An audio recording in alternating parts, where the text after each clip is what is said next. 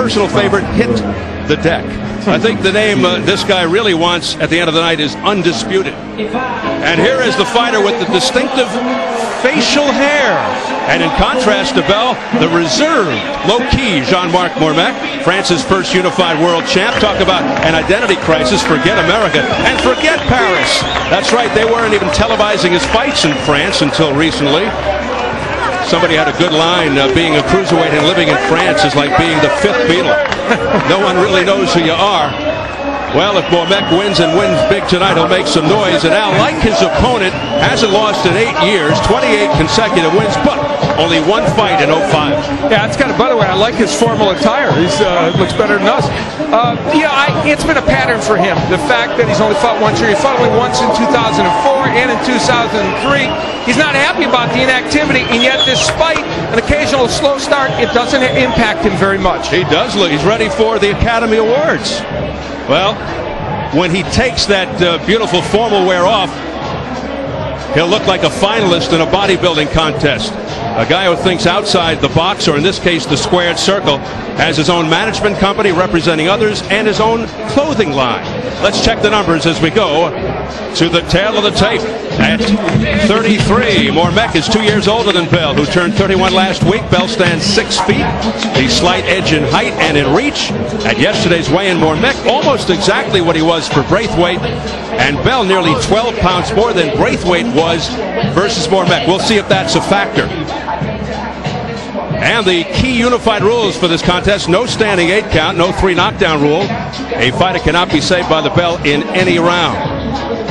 If an accidental headbutt causes a fight to end within 4 rounds, it's a no decision. After 4, they go to the cards.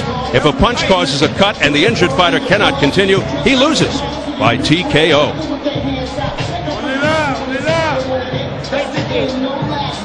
So here on America's Fight Night at the theater at Madison Square Garden, getting ready for Jean-Marc Mormeck versus O'Neal Bell for the undisputed Cruiserweight Championship. We get the formal introductions from our ring announcer, Jimmy Lennon Jr.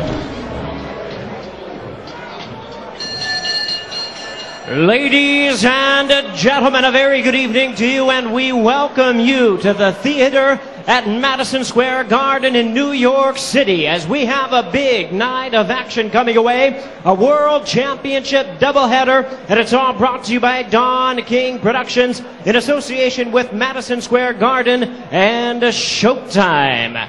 This unified world title attraction is sanctioned by the WBC President Jose Suleiman, Supervisor Bismarck Morales, the WBA President Gilberto Mendoza, Supervisor Bolivar Icaza, and the IBF President Marian Mohammed. The supervisor is Hiawatha Knight, along with the New York State Athletic Commission. The chairman is Ron Scott Stevens. At this time, we introduce to you our 3 judges scoring the bout from ringside. From Brick, New Jersey, Tom Kazmarek.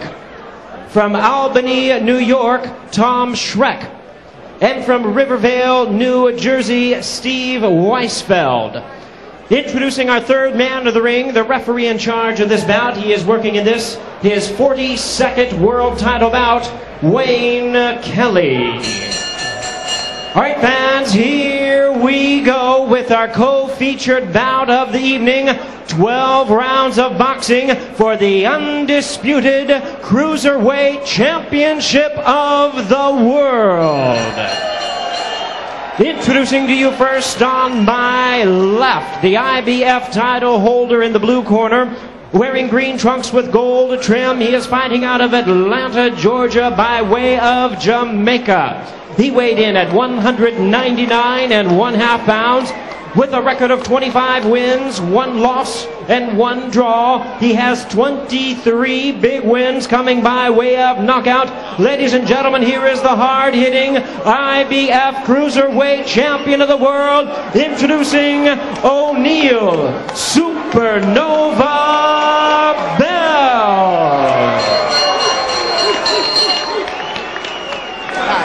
And his opponent across the ring, the WBA and WBC title holder in the red corner, wearing black trunks and joining us from Pantin, France, He weighed in at 197 3/4 pounds. His record stands at 31 wins, 2 losses, with 21 wins coming by way of knockout. Ladies and gentlemen, please welcome the first and only Frenchman to hold a unified title. Here is the WBA and WBC Cruiserweight Champion of the world by popular demand, known as the Marksman, introducing Jean-Marc Mormeck.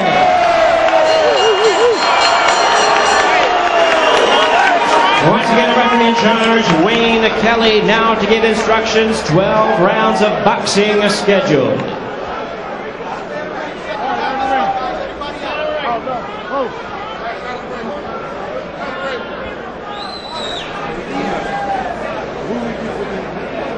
Jean-Marc O'Neill with boxing for the Unification Cruiserweight Championship of the World. I expect a clean fight. Obey my commands at all times. Protect yourself at all times.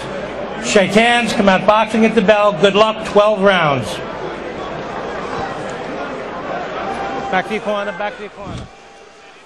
Well, the Marksman, as we just found out, has to be the best-dressed fighter in boxing.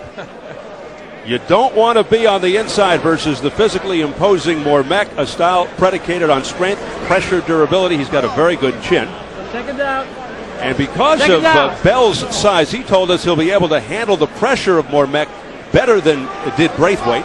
Bell, a dangerous hitter with either hand, but the right is his signature punch, and he's been known to change fights instantly. The general feeling this could start out as a boxing match and break into a fight. The question is when.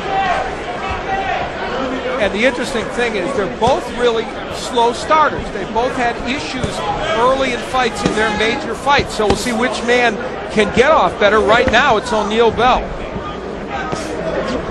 Bell said he would lay off, stay away and box at least on the outset. He doesn't know what's going to happen after that.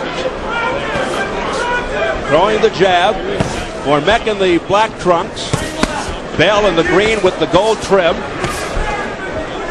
Bell getting in some nice right hands upstairs. And you know, a right uppercut by Mormeck that just missed. Steve, it's interesting. Already early, though, we see O'Neill Bell right on the inside with Jean-Marc Mormeck. He didn't want to do that. He didn't want to be languishing in there already. He's pretty much making this a slugfest right from the beginning. He's being very aggressive, chopping rights and lefts to the head of Mormeck. Maybe he was just using that as a clever ruse, a ploy to throw people off, throw the scent off. And remember, we saw Wayne Braithwaite fight just this way and do very well early against Mormeck.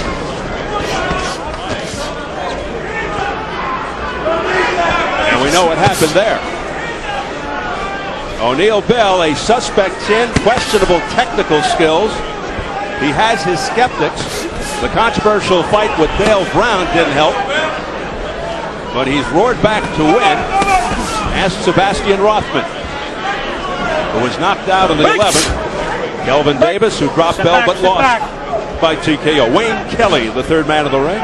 Yeah, Steve, it's a good point. This is a fight in which please don't make any snap judgments as we go along, because the plot could have many twists and turns with these two boxers. And both of them starting a lot faster than usual. You pointed out that they are not fast starters, but this is an aberration. Absolutely. Well, Bell forced the pace.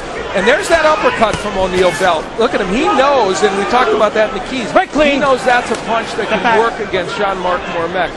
They're already opening up in this first round with a lot of the different tools that they have available. And Mormeck is hittable. Well, we wondered when would it break into a fight. How about the first round? Yeah. And Mormeck really going to work. Good shots to the chin of Bell. Oh, a big left hand. It snaps Bell's head back on the ropes. A lot of action here in the opening round. 20 seconds remaining. Terrific flurry by Jean-Marc Mormeck, who will be the first undisputed cruiserweight champ since Evander Holyfield in 1988. Unless it's a draw, that'll be decided tonight.